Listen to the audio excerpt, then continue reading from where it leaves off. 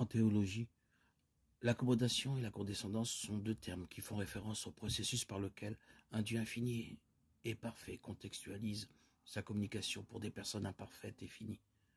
Plus simplement, la condescendance est l'idée que Dieu choisit de communiquer d'une manière que son public peut comprendre.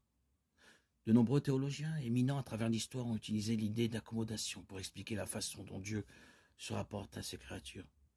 Les anthropomorphismes dans la Bible, par exemple, les explications sont souvent faites en termes d'adaptation, puisque Dieu est esprit. Jean 4, 24.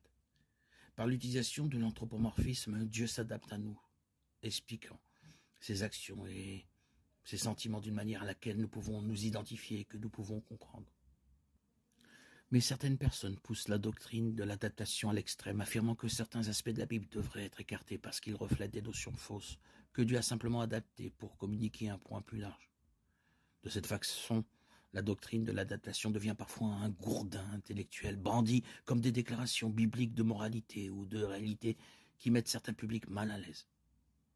Par exemple, certains disent que lorsque Jésus a parlé de Moïse comme étant l'auteur de la Torah, Marc 10, 5 et Jean 5, 46, il s'est simplement adapté à l'idée dominante de l'époque.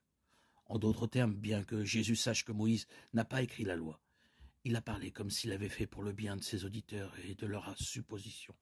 Bien sûr, pour Jésus, accepter une vision fausse équivaudrait à mentir et serait diamétralement opposé à, comme tout point de vue théologique, les perspectives de condescendance ou d'accommodation existent sur un spectre. Presque tous les théologiens reconnaissent que Dieu est condescendant à la connaissance humaine sous une forme ou une autre. Dieu parle à travers des langues humaines, écrit à travers des auteurs humains, et se manifeste à travers des phénomènes naturels tels que le feu, les nuages.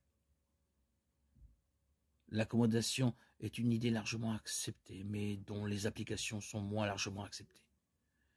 Une certaine forme d'accommodation ou de condescendance est nécessaire. Comment un Dieu infini pourrait-il autrement communiquer avec une humanité finie? Certains théologiens parlent d'adaptation plutôt que d'accommodement, pour le distinguer de la vision hérétique selon laquelle Jésus-Christ aurait déformé la vérité.